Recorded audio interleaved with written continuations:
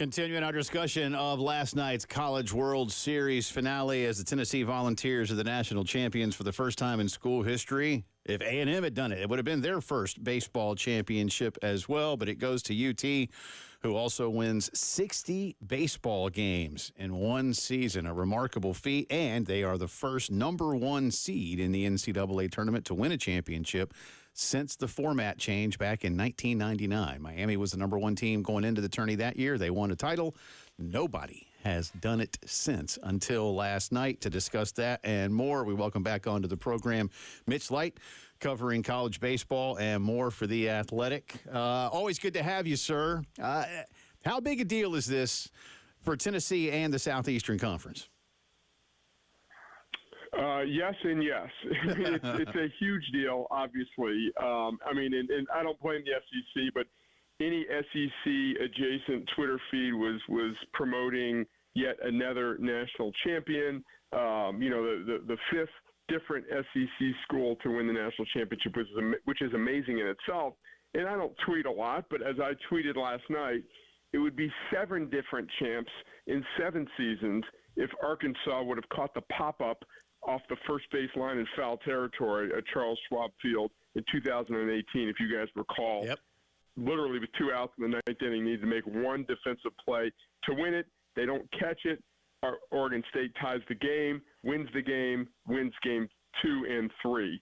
So that, to me, is the most amazing part of it. Is we've seen teams dominate. We've seen Alabama, then Georgia, dominate in football. But when you can have so many different teams win the title, that says a lot. And for Tennessee, of course, it's huge. It's a huge deal. It's a program that was shockingly bad for about 12 years. So that's been kind of like after the Chris Burke era, I would say, up until like the Tony Vitello era. So it's a program with we always thought had potential. Like, why are they so bad? Well, now they're very, very good. They've been knocking on the door, and they got through last night. So obviously a huge deal here in Tennessee and throughout the Southeastern Conference.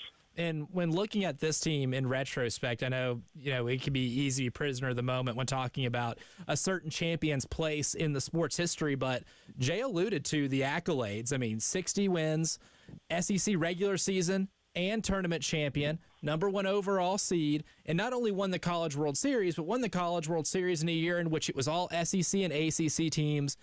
No Cinderella involved, no ORU walking through that door. But when you look at this team with everything they had in the lineup, with the starting pitching improving and the bullpen being as clutch as they were in a lot of the wins that they had, where do you kind of look at this team historically as opposed to maybe some of the other SEC champs that we've had in recent years? Yeah, that's always difficult, Elijah. I mean, first of all, I don't have the frame of reference. I've been following college baseball for, 20 years closely, but not as close as I have in the past, 4 or 5 years. So I can't sit here and tell you, well, that 09, the South Carolina teams that went back-to-back were very good, but I can't sit here without really studying the roster, and it's all relative. Like, looking at stats can be dangerous because we know the different eras. But, yeah, I mean, it is fair to say that they're one of the most accomplished teams in college baseball history when you win the SEC regular season title, when you win the league tournament title, and then the national title. The 2019 Vanderbilt team did all 3 as well.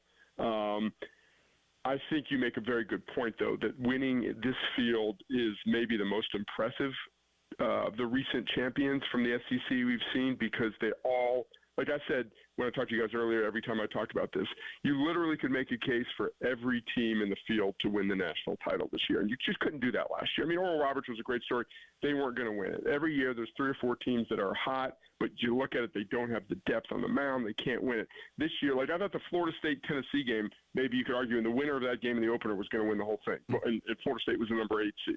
Florida was our quote-unquote Cinderella, and we know how good they were. So, to answer your question, long-winded answer, Elijah, among the best that's ever played, but difficult, really, especially now, one day later, to say they're the best. Yeah, that's a great point you make about Florida, too. I mean, because I'm with Elijah, no Cinderella, and yet a 3-seed Florida makes it in. It's like, but, as we talked about with you, I think, Mitch, and I know we did it a bunch, Yeah, when Florida got drawn into the Stillwater Regional, there's Nebraska and Oklahoma State going, are you bleeping serious, man?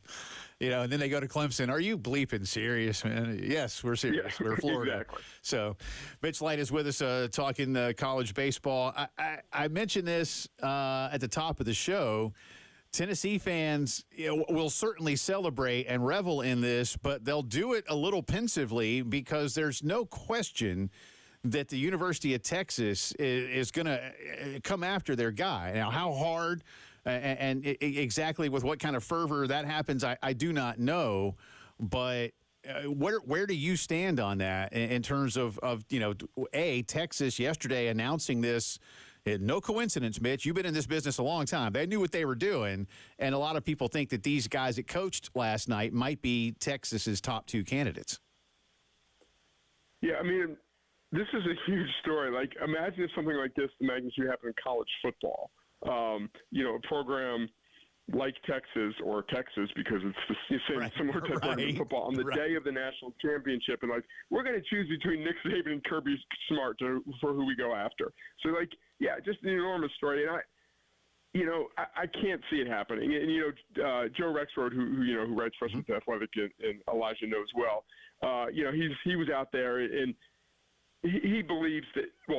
Tennessee believes it's done all it needs to do to keep Tony Vitello. I don't think the relationship there with the athletic director has always been perfect. I think it's pretty good now. I think there might have been some dragging of the heels on facility stuff, but I think Tennessee thinks it's in the right place now. And I don't know. I just can't. If you saw Tony Vitello celebrating last night and the fans' reaction, I just can't see a coach leaving couple days after winning a national title. And same thing with Schloss. I mean, imagine leaving your arch rival to go from Texas A&M to Texas after this. So I understand the timing is very, very interesting. The fact that they did it on the morning of the game 3, and they're going to set their sights on those guys. No inside information here, but I'd be very, very surprised if they land either one of them. And from a real big picture perspective, I mean, Texas, if they are to land a coach of Vitello or Schlossnagel's caliber, and they're able to make them one of the highest paid coaches in college baseball, if Tennessee makes Vitello the highest paid coach in college baseball, we see kind of like an escalation of arms races when it comes to coaching in a similar fashion that we do in football and basketball and other revenue-producing sports.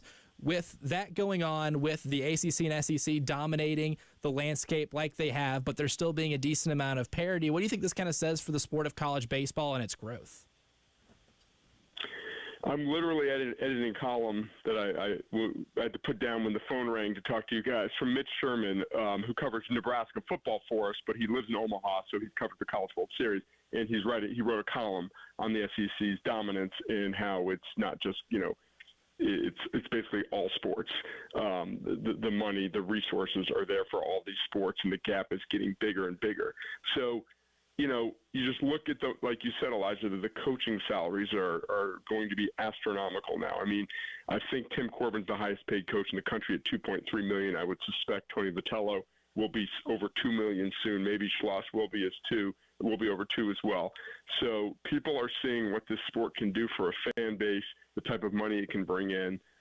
It's just growing in importance, and now everyone's keeping up with everyone else. And this is no slight to Missouri; they actually have a pretty good baseball tradition from their Big 12 days.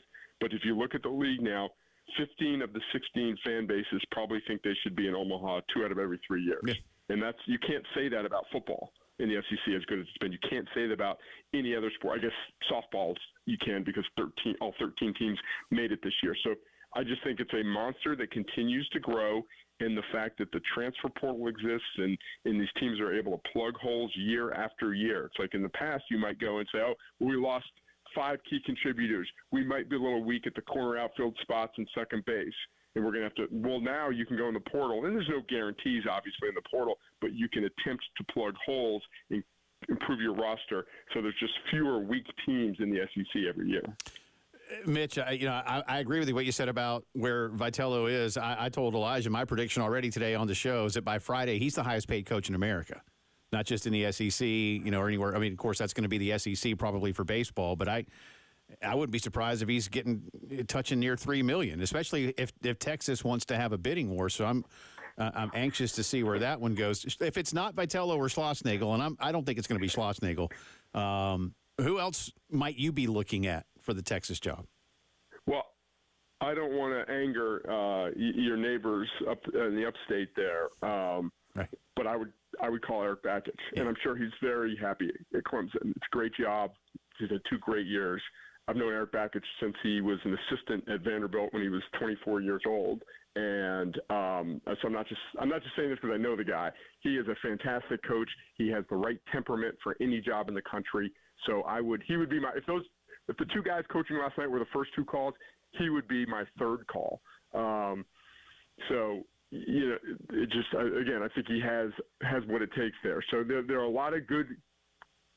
Wes Johnson's another guy who doesn't have the track record, only at Georgia 1 year, quick rebuild there. So a lot of really good coaches out there, but as we've seen in all sports, all these revenue-producing sports, it's very difficult to pry away existing head coaches nowadays. Yeah, it's going to be fascinating. And, again, it became the story. I mean, Texas baseball job is open, but certainly a big deal for Tennessee last night. Appreciate it as always, man. I know we'll shift gears towards football here in the coming weeks. We'll holler at you here soon enough. Always appreciate it.